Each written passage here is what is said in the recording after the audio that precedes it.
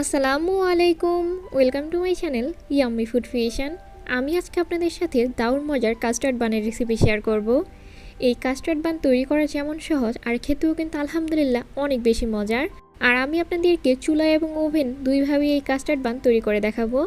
চলুন দেখে নেওয়া যাক কীভাবে খুব সহজেই দারুণ মজার এই কাস্টার্ড বান তৈরি করতে হয়।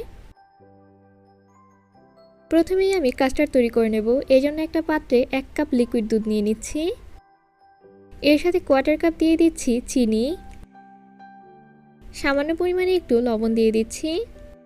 2 টেবিল চামচ পানিতে 2 টেবিল চামচ কাস্টার্ড পাউডার খুব ভালোভাবে মিশিয়ে নিচ্ছি। দুধে বলক চলে আসলে এখন কাস্টার্ড পাউডারের এই মিশ্রণটা এর মধ্যে দিয়ে দিচ্ছি। অনবরত নেড়ে এখন এই দুধটাকে ঘন করে নিতে হবে। আপনারা চাইলে এই কাস্টার্ডে ডিমের কুসুমও ব্যবহার করতে পারেন। সেক্ষেত্রে আপনাদের এখানে সামান্য পরিমাণে একটু ভ্যানিলা এসেন্স ব্যবহার করতে হবে। যখন এরকম ঘন হয়ে আসবে তখন চুলা থেকে নামিয়ে নিচ্ছি। এখন একটা পাত্রে গরম এই কাস্টার্ডের মিশ্রণটা নিয়ে নিচ্ছি। প্লাস্টিক র্যাপ দিয়ে এর উপরের দিকটা ঢেকে নিচ্ছি, যাতে করে এর উপরে মোটা কোনো আর লেয়ার না জমতে পারে। এখন রুমের স্বাভাবিক তাপমাত্রায় এই কাস্টার্ডের মিশ্রণটা ঠান্ডা করে নিচ্ছি। এখন একটা পাত্রে 1/2 কাপ লিকুইড দুধ নিয়ে নিচ্ছি। আমি এখানে ঠান্ডা বা গরম দুধ নিচ্ছি না, রুমের স্বাভাবিক তাপমাত্রায় থাকা দুধটা নিয়ে নিচ্ছি। এর সাথে 1/4 কাপ দিয়ে দিচ্ছি চিনি। আপনারা যারা রুটিতে মিষ্টি বেশি পছন্দ করেন তারা এখানে 1/3 কাপ পর্যন্ত চিনি ব্যবহার করতে পারেন। 1/2 টেবিল চামচ দিয়ে দিচ্ছি ইস্ট। ফ্রিজের ডিপ থেকে বের করে সরাসরি আমি এখানে ইস্টটা দিয়ে দিচ্ছি। এই ইস্ট কিন্তু অ্যাক্টিভ করে নেওয়ার কোনো দরকার নেই, সরাসরি এইভাবে ব্যবহার করলেই হবে। রুমের স্বাভাবিক তাপমাত্রায় থাকা একটা ডিম কাঁটা চামচের সাহায্যে হালকা একটু ফেটিয়ে এখন এর মধ্যে দিয়ে দিচ্ছি। ডিমটা খুব ভালোভাবে মিশিয়ে নিয়ে এখন এর মধ্যে সামান্য পরিমাণে একটু ভ্যানিলা এসেন্স দিয়ে দিচ্ছি, যাতে করে ডিমের গন্ধটা এর মধ্যে আর না আসে। 4 টেবিল চামচ বা 1/4 কাপ দিয়ে দিচ্ছি রান্না করার সয়াবিন তেল। সব কিছু আবারও খুব ভালোভাবে একসাথে মিশিয়ে নিচ্ছি।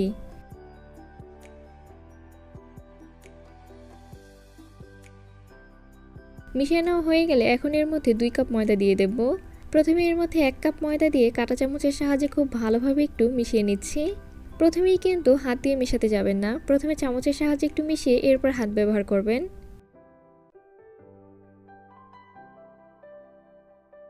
এখন এর মধ্যে আরও 1/2 কাপ ময়দা দিয়ে দিচ্ছি, আর প্রায় 1/2 চা চামচের মতো দিয়ে দিচ্ছি লবণ। কাঁটা চামচের সাহায্যে আবারও খুব ভালোভাবে একটু মিশিয়ে নিচ্ছি। এই পর্যায়ে আমি হাত ব্যবহার করছি যাতে এর মধ্যে কোনো ধরনের কোনো গুটি না থাকে।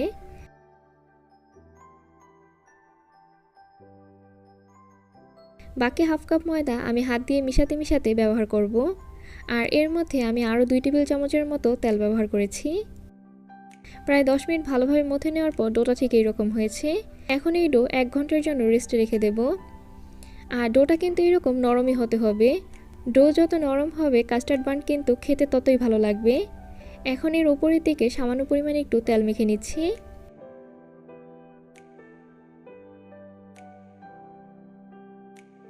প্লাস্টিক র্যাপ দিয়ে খুব ভালোভাবে ঢেকে দিচ্ছি।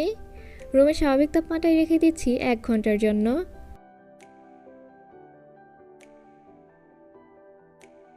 1 ঘন্টা পর প্লাস্টিক র্যাপ সরিয়ে উপরে কিছুটা ময়দা ছিটিয়ে নিচ্ছি। ডো এর ভেতর থেকে বাতাসটা বের করে নিচ্ছি।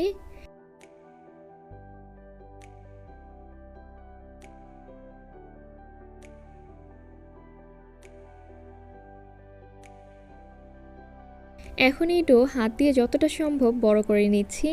আপনারা চাইলে বেলনের সাহায্যেও বড় করে নিতে পারেন।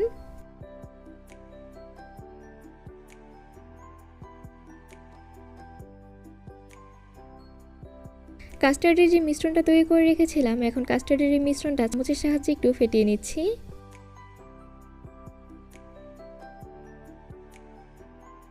কাস্টার্ডের এই মিশ্রণ যদি ঘন না হয় সেক্ষেত্রে কিন্তু এটা খুব সহজেই বের হয়ে আসবে। এজন্য অবশ্যই কাস্টার্ডের এই মিশ্রণটা ঘন করে নিতে হবে। সম্পূর্ণ রুটির উপরে কাস্টার্ডের মিশ্রণ দিয়ে দেওয়া হয়ে গেলে এখন এই রুটিটাকে রোল করে নিচ্ছি।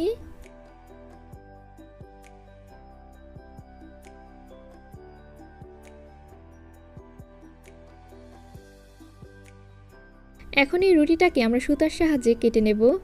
এই জন্য প্রথমেই এর উপর এবং চারো সাইডে খুব ভালোভাবে একটু ময়দা মেখে নিচ্ছি।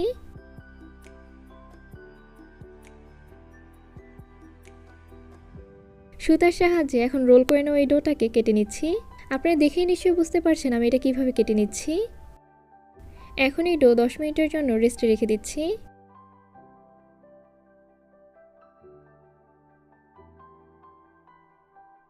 সাইডের যে ডোগুলো ভালো হয়নি সেই ডোগুলো আমি চুলাতে বেক করব। এখন এর উপরে রুমের স্বাভাবিক তাপমাত্রায় থাকা দুধ দিয়ে দিচ্ছি। টুটি ফ্রুটি দিয়ে এর উপরটা সাজিয়ে নিচ্ছি। চুলায় একটা হাঁড়ি 10 মিনিটের জন্য হাই হিটে প্রিহিট করে নিয়েছি। এখন এর মধ্যে আমাদের কাস্টার্ড বানের ডোগুলো দিয়ে চুলার আঁচটা একেবারে লোয়ের চাইতে কিছুটা বেশি রেখে বেক করে নিচ্ছি 30 মিনিট। অন্যদিকে আমরা ওভেনে যেগুলো বেক করব সেগুলো কিন্তু অনেকটাই ফুলে গেছে। এখন এর উপরেও একই রকমভাবে দুধ ব্রাশ করে দিচ্ছি।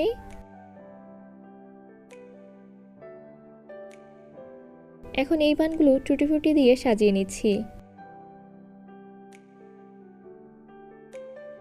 180 ডিগ্রিতে ওভেনটাকে 10 মিনিটের জন্য প্রিহিট করে নিয়েছি। এখন 180 ডিগ্রিতে 40 মিনিটের জন্য বেক করে নেব, আর ওভেনের মিডলটাকে রেখে বেক করব। 30 মিনিট হয়ে গেছে, আমাদের চুলার বানগুলো এখন পুরোপুরি তৈরি।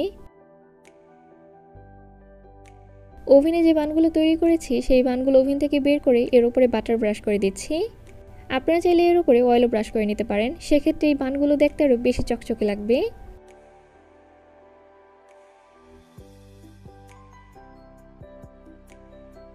ঠান্ডা হওয়ার পর আমি আপনাদেরকে দেখিয়ে দিচ্ছি এই বান কতটা সফট হয়েছে।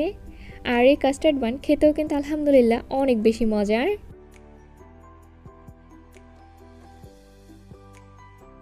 আমি আপনাদেরকে চুলার বানটাও দেখিয়ে দিচ্ছি এই বানগুলো কেমন হয়েছে। এই বানগুলো কিন্তু উপর দিয়ে একদম পারফেক্ট হয়েছে, শুধুমাত্র এর কালারটা আসেনি। আর বেশিক্ষণ বেক করার কারণে এর নিচে কিছুটা অংশ পুড়ে গেছে। এই বানও কিন্তু আলহামদুলিল্লাহ যথেষ্ট সফট হয়েছে। আপনারা চেষ্টা করবেন ব্রেড টাইপের সব কিছু ওভেনে বেক করতে। আমার আজকের এই সহজ কাস্টার্ড বানের রেসিপি আপনাদের কাছে কেমন লেগেছে অবশ্যই আমাকে কমেন্ট করে জানাবেন। আর ভালো লেগে থাকলে প্লিজ আমার চ্যানেলটা সাবস্ক্রাইব করবেন। আর যারা সাবস্ক্রাইব করেছেন তাদেরকে অসংখ্য ধন্যবাদ। সবাই অনেক বেশি ভালো থাকবেন, সবাই সবার জন্য দোয়া করবেন। আল্লাহ হাফিজ।